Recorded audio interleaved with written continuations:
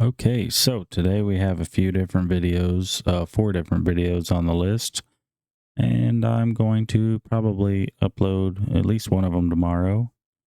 Um, let's get started. First on the list, I've got AI warfare is here, and the U.S. military is practicing for it, robots and all. I've already pre-opened it here. Modern battle. Oh, let me get my headphones on.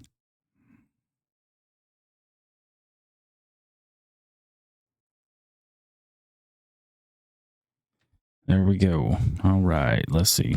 Field is changing. The war in Ukraine heralded the rise of small drones as cheap but deadly weapons that reshape the way war is fought. Especially if they start flying themselves with the AI technology, that would be wild.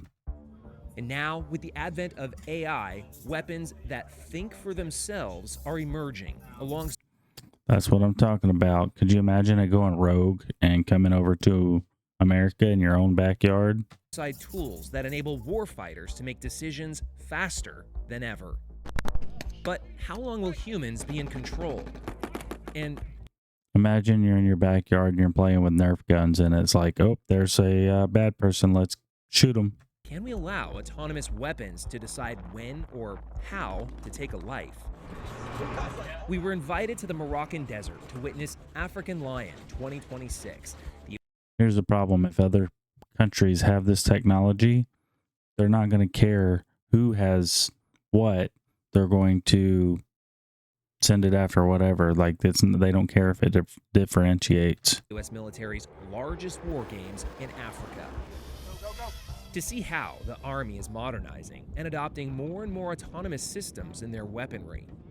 Alongside them, weapons manufacturers such as Palantir and Anduril showcase their technology and get feedback from soldiers. One of the priorities for these new autonomous systems is to speed up decision-making. It's called the kill chain, the time it takes to find a target and to strike a target on the battlefield. Here's another issue I could see coming up is they get a confirmation call and they're like, nope, that's not the right one. And the drone has already decided that that is the right one. And so it's going after it.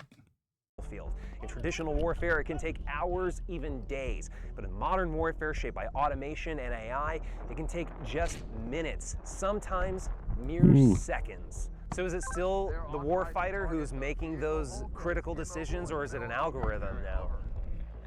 It is not an algorithm. There will be a warfighter at the end of that every single time. For now. No, we can never delegate the responsibility of the decisions over to a computer. But I would never be comfortable delegating the decision that I hold as an officer down to a system. Until we get to the point where it's like Eagle Eye and it's doing it itself. One of the companies is Seattle startup Overland AI, which made this.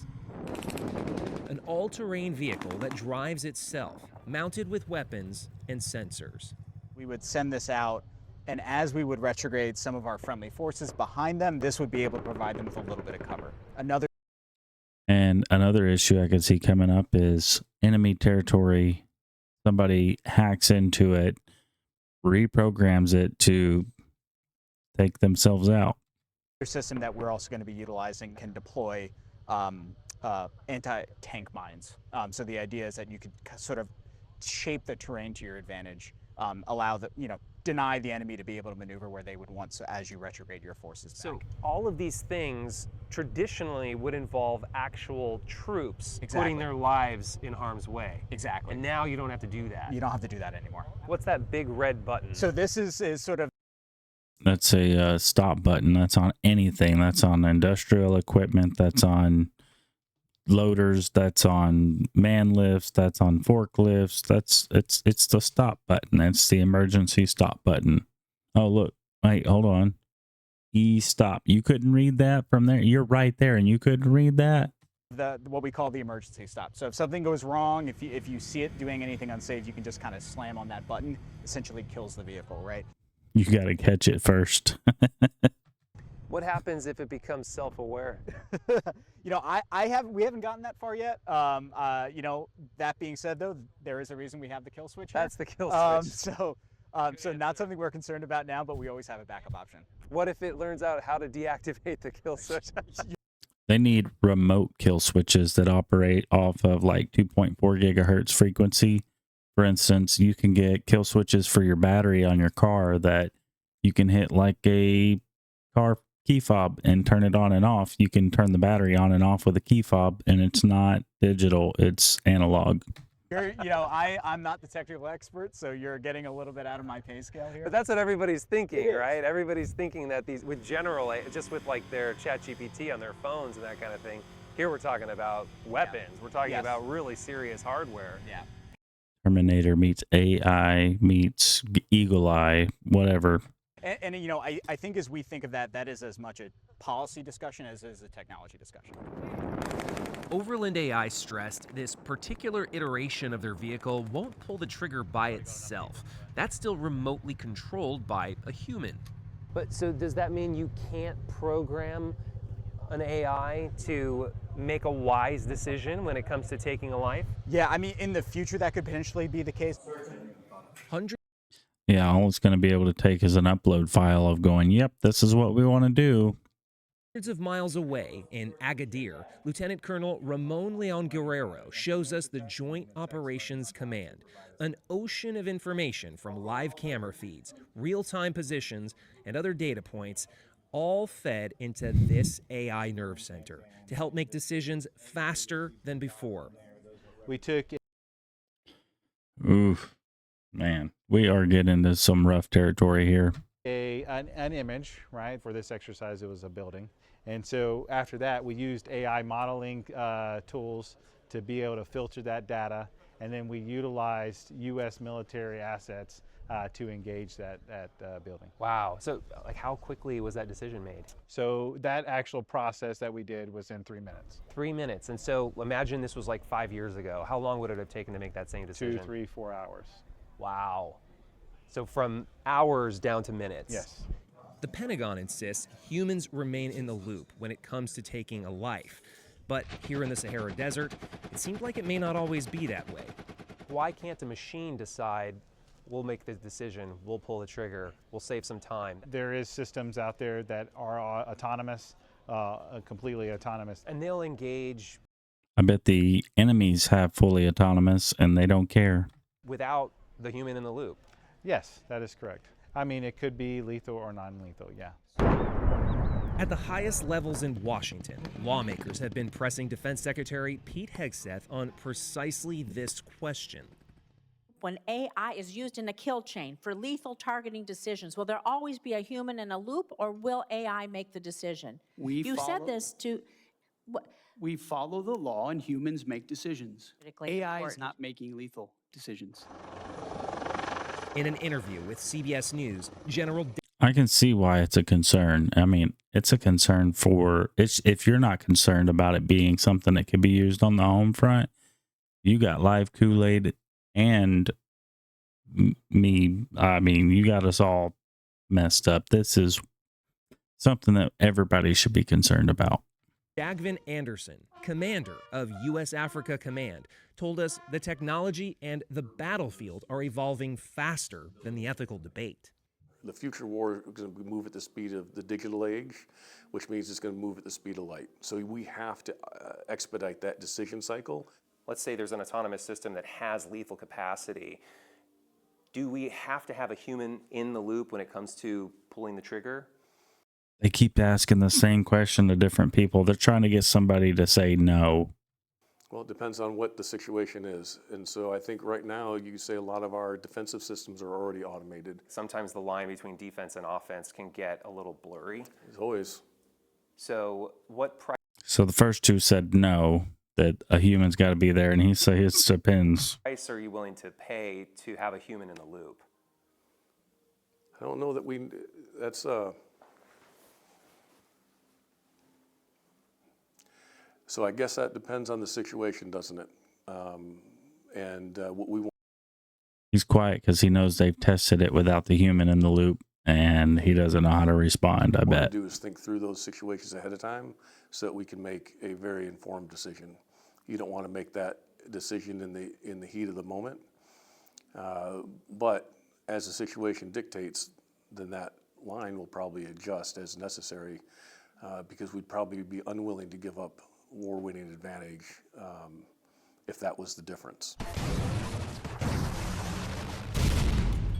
The engineered Ultra with the breaching charge. One of the innovating forces in this exercise is First Lieutenant Vincent Gaspari, a 26-year-old who has helped push the U.S. Army to develop and adopt this emerging technology. Why is it important that we embrace this technology? I choose to look around and measure the work we do today as a metric for the number of lives we'll save in the future. We have to I think one of the right answers to that would be, if we don't learn to conquer it or learn how to use it, we wouldn't know how expected to be used on us. So one, we need to be able to have it to use, because it's the developing thing that everybody's doing.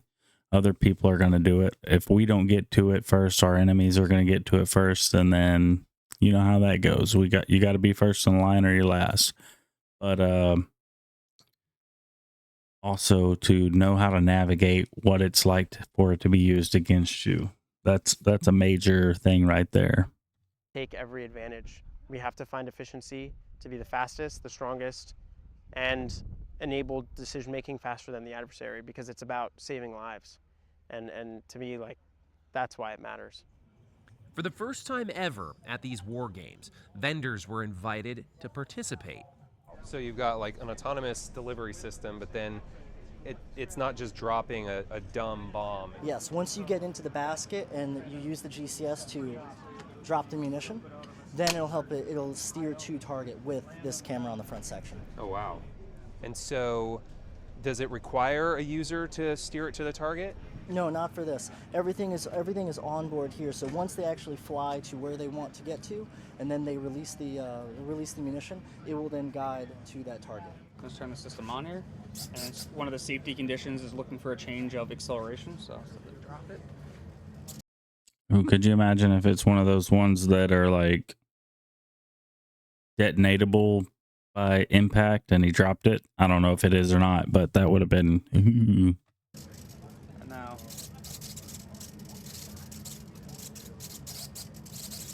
so as it drops, it's going to be looking for that target. So in the future, we're looking more for an auto target recognition system.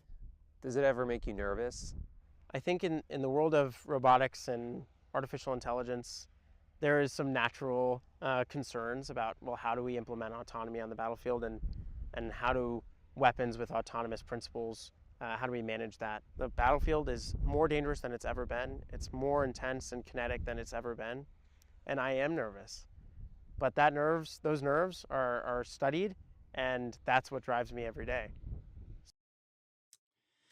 I get trying to be prepared. I do. I get it. Saving lives on the future battlefield.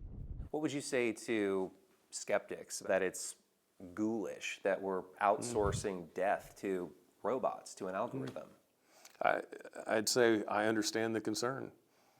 It's ghoulish to me. It is disturbing, but it's also foolish not to adopt it. That's kind of what I was trying to say. Like, it's foolish to let everybody else do it and you're not participating. Like, you're going to be left behind, and Because our adversaries will. I would not be willing Exactly. to put our nation into that position.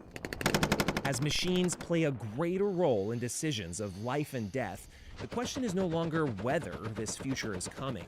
It's how much control humans and the U.S. government are willing to surrender.